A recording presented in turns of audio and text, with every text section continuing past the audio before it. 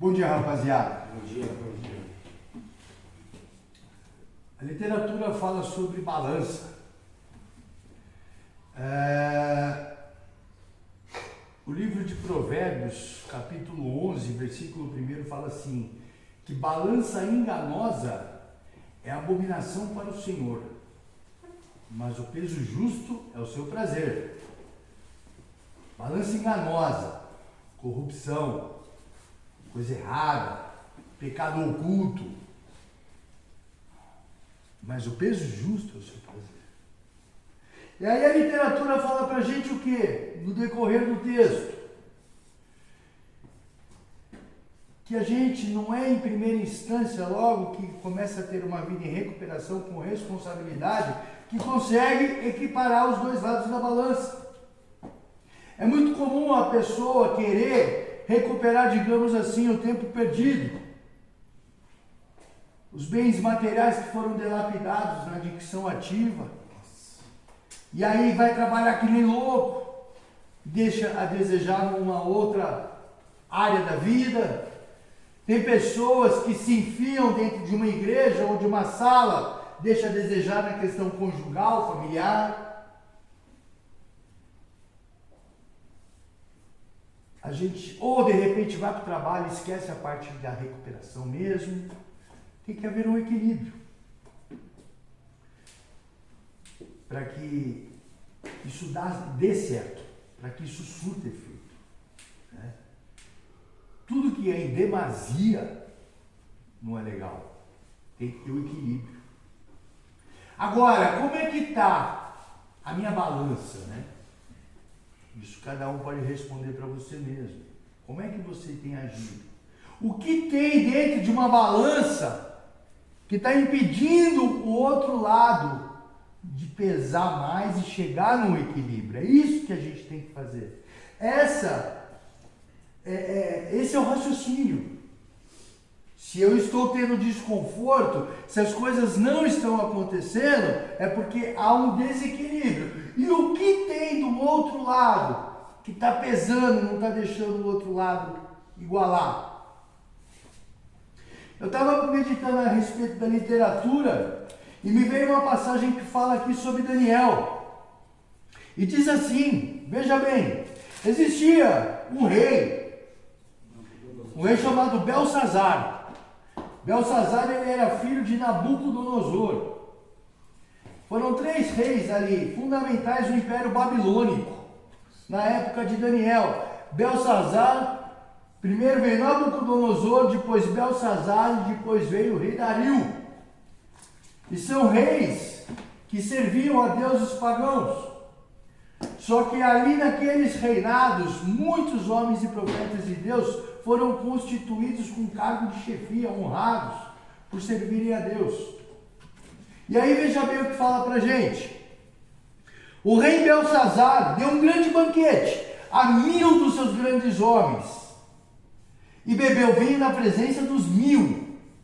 Havendo Belsazar provado o vinho, mandou trazer os utensílios de ouro, de prata, que Nabucodonosor, seu pai, tinha tirado do templo, que estava em Jerusalém. Objetos saqueados, roubados, do templo de Jerusalém. Então trouxeram os objetos de ouro que foram tirados do templo da casa de Deus que estavam em Jerusalém, e beberam neles o rei, os seus grandes, as suas mulheres e concubinas, e beberam vinho e deram louvores aos deuses de ouro, de prata, de bronze, de ferro, de madeira e de pedra. Ou seja, usaram aquilo que era da casa de Deus para servir a outros deuses. Isso remete ao que também? Nós somos o templo do Espírito Santo. Quantas vezes no uso não estamos usando aquilo que pertence a Deus para servir a outros deuses, que vão levar a gente para a condenação? O próprio corpo. Faz sentido? Tudo. Na mesma hora apareceram uns dedos de mão de homem e escreviam defronte do castiçal na caiadura da parede do palácio real. E o rei via a parte da mão que estava escrevendo. E aí, de repente, no meio de toda aquela festa, ele olhou assim, viu na parede, mãos com dedos assim, de homem escrevendo na parede. E na mesma hora ele ficou atônito. O que é aquilo que está acontecendo? Bebi demais? Não. Está rolando uma escrita na parede. Então se mudou o seu semblante. O semblante do rei e os seus pensamentos se turbaram. As juntas dos seus lombos se relaxaram e os seus joelhos bateram um contra o outro. E ordenou o rei em alta voz que introduzissem os encantadores, astrólogos, feiticeiros.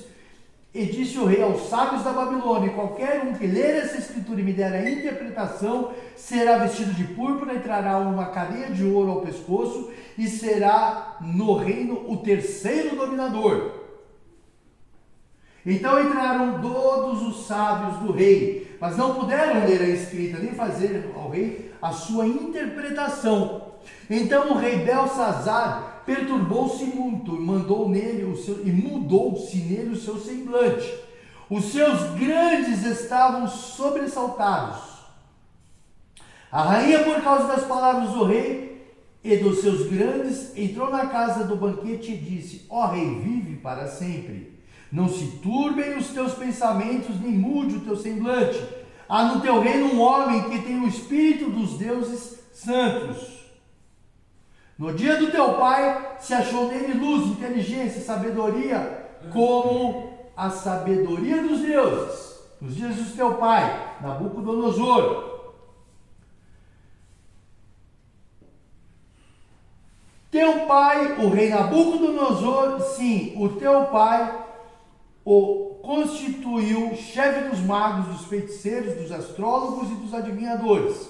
Porquanto se achou neste Daniel, a quem o rei pôs o nome de Beltesazar, um espírito excelente, e conhecimento inteligente em a interpretação de sonhos, explicação de enigmas e solução de dúvidas. Chama-se agora Daniel, e ele te trará a interpretação. Então aí, Belsazar mandou trazer todos os adivinhos, encantadores, magos, feiticeiros, aquele monte de gente. Só que eles não tinham o Espírito de Deus, eles não serviam a Deus, eles não tinham o que chamamos de revelação. Deus não mostrava os enigmas. E eles não puderam interpretar o que estava escrito na parede. Mesmo porque eles não conseguiam ler o que estava escrito na parede. E aí a mulher do rei, a rainha, falou: não, mas tem um cara chamado Daniel, que quando teu pai era vivo, teve um monte de dificuldade, teu pai teve um monte de sonho. Sonhou com a estátua de bronze, de ferro, sonhou com vaca gorda, vaca magra, espiga gorda, e ele trouxe a interpretação disso tudo.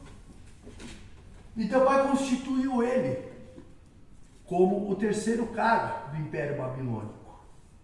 Então o que isso traz para a gente também? Uma vez que você serve a Deus, você pode estar onde for, dentro da fornalha ou da Babilônia, Deus vai te levantar. Amém. Porque foi no meio dos adoradores de deuses pagãos que aquele servo de Deus ele foi levantado, foi honrado. Assim como José do Egito, dentro de da maior potência que já houve, no quesito de dinastia, ele era um estrangeiro, totalmente diferente daqueles que ali estavam, não se prostrou diante de outros deuses, e ele foi honrado. Se tornou governador de Egito. Porque ele acreditou no sonho. E eu falo uma coisa para você. Quem tem sonhos aqui? Levanta a mão. Glória a Deus.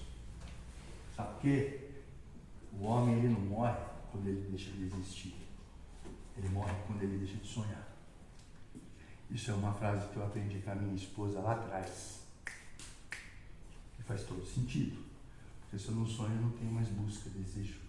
Eu não tenho mais aquilo de correr atrás. Eu fico estagnado, eu fico parado, paralisado. Não tem mais o que ver, né? E aí veja bem. Então Daniel foi introduzido à presença do rei e disse o rei a Daniel: és tu aquele Daniel dos cativos de Judá, que o rei meu pai trouxe de Judá? Os cativos, prisioneiros, presos. Ouvi dizer a teu respeito que o Espírito dos deuses está em ti, que a luz e o entendimento e a excelente sabedoria se acham em ti. Acabam de ser introduzidos à minha presença os sábios feiticeiros para lerem essa escritura e me fazerem saber a sua interpretação, mas não puderam dar a interpretação dessas palavras. Eu, porém, tenho ouvido dizer de ti que podes dar a interpretação, solucionar problemas difíceis. Agora, se puderes ler a escritura e fazer-me saber a sua interpretação, serás vestido de púrpura, terás cadeia de ouro ao pescoço e, no reino, serás o terceiro dominador.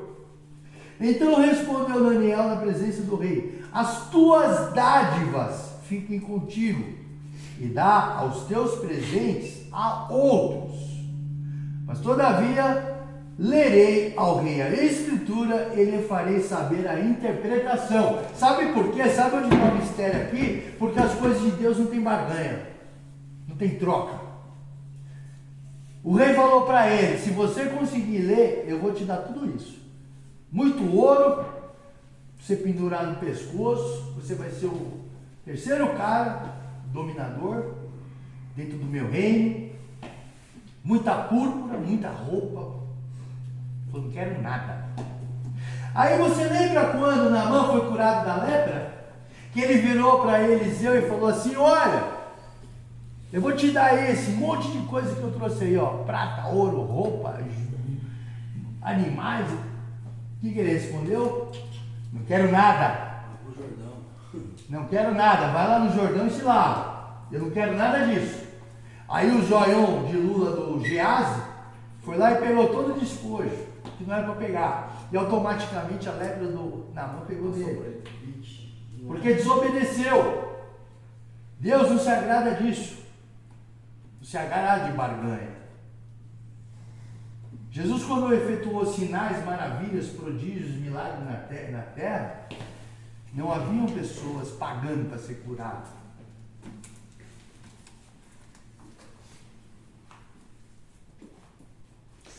Melhor ficar quieto um pouco, senão...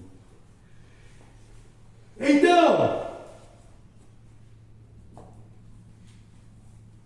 respondeu Daniel ao rei: todavia lerei ao rei a escritura, lerei e lhe farei saber a interpretação. Ó rei, o Altíssimo Deus de Nabucodonosor teu pai, o reino e grandeza e glória e majestade, por causa da grandeza que ele deu. Olha só, rapaziada. Ó rei, o Altíssimo Deus deu a Nabucodonosor teu pai o reino, a grandeza, a glória e a majestade. Por causa da grandeza que ele deu, povos, nações e línguas tremiam e temiam diante dele. Ou seja, Deus deu autoridade, domínio a Nabucodonosor. Deus.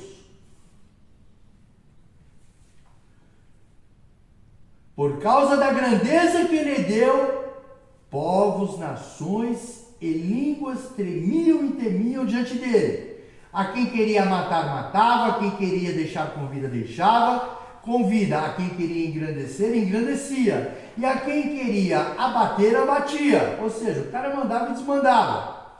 Mas quando o seu coração se exaltou e o seu espírito se endureceu em soberba, foi derrubado do seu trono real e passou dele a sua glória.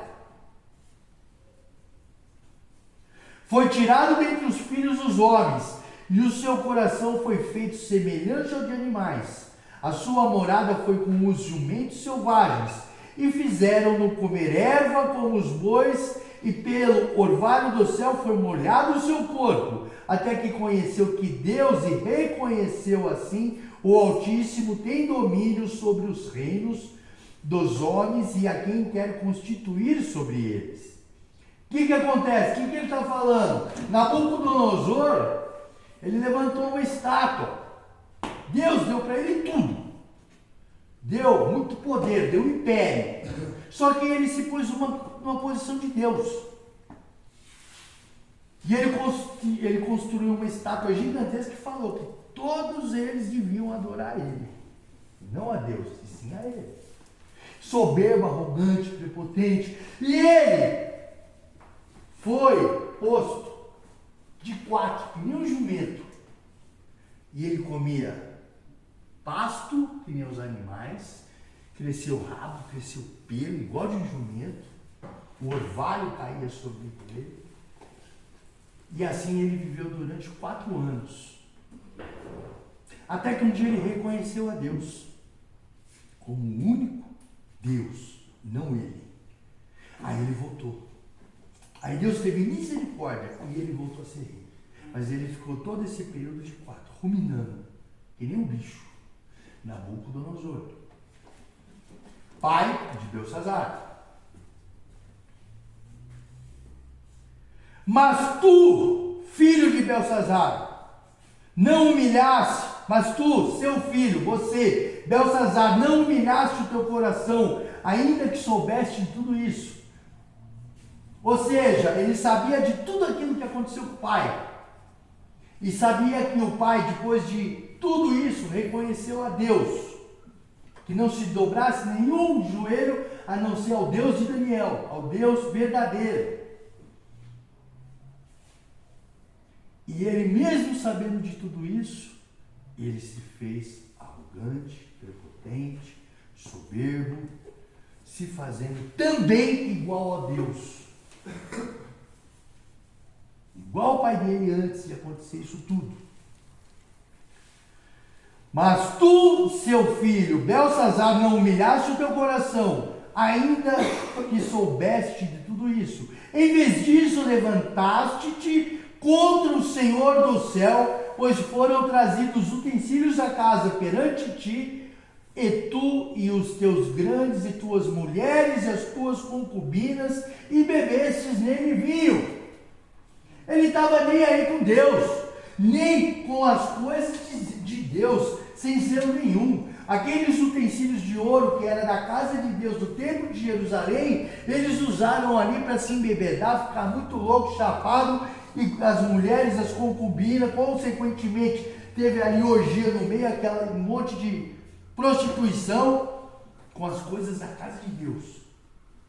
É isso o que Daniel estava falando para ele. O que era para fazer, você não fez, você fez totalmente errado.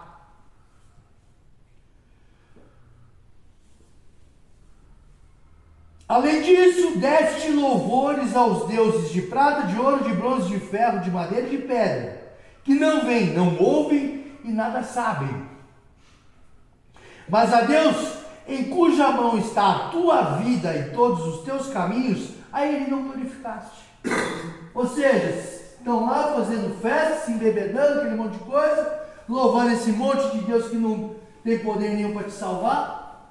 Agora, o verdadeiro Deus, você não fez nada, não glorificou, não louvou. Então, dele foi enviada aquela parte da mão, e escreveu-se esta escritura na parede. A esse Deus que você não louvou, não glorificou, não respeitou, ele trouxe essa mão para te mostrar algo na parede, e me mandou aqui para te trazer a interpretação, porque esses em que você acredita e confia não conseguem, não tem capacidade de interpretar nada. É isso que ele falou.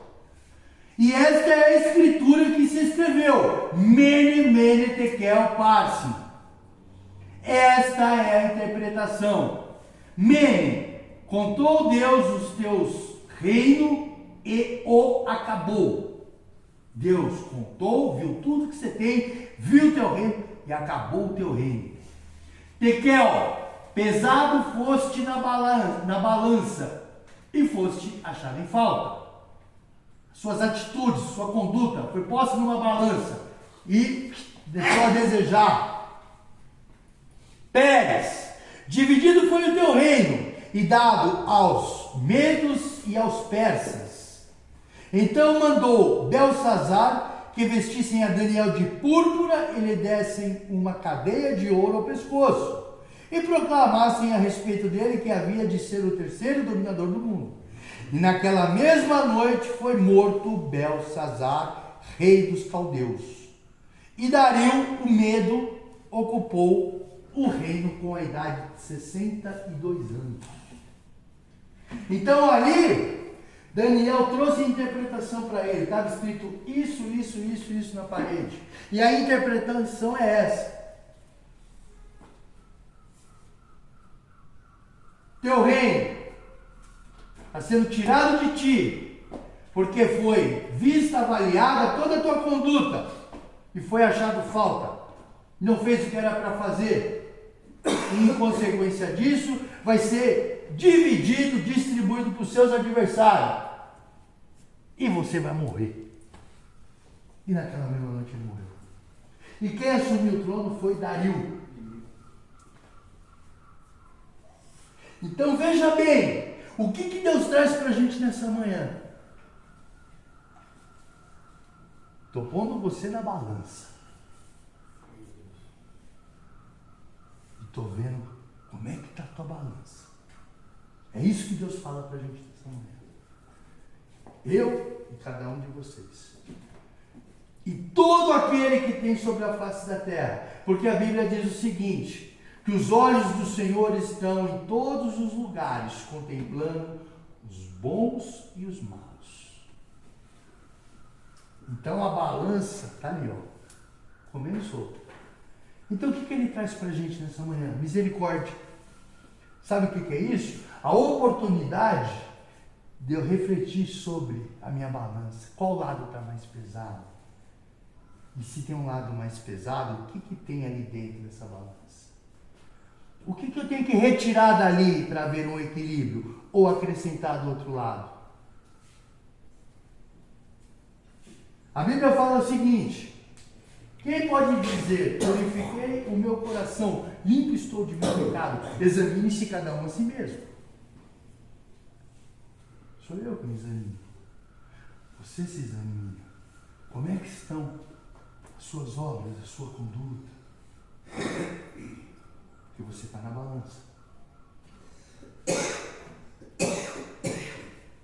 Porque a balança é justiça. Quem conhece o símbolo da advocacia? Uma balança. Aquela estátua de tênis segurando a balança. Por que a balança? Porque tem que ter equilíbrio, tem que ter justiça. Imparcial. Imparcialidade. Nem favorecer um lado, nem o outro. Nem desfavorecer um lado, nem o outro. Tem que ter equilíbrio. Isso é justiça. E Deus é justo. E sabe por que um lado pesa mais que o outro? Porque tem um negócio chamado livre-arbítrio. Então cabe a gente escolher, mediante o livre-arbítrio que temos, as coisas boas para as nossas vidas. A gente ter conduta ilibada, caminho reto, pensamento reto, coração puro. É isso que tem que ser feito. Para que você não olhe para a parede e veja uma mão escrevendo. Porque essa mão representa condenação. Amém, rapaziada? Amém. Podemos dar uma salva de palmas para Deus?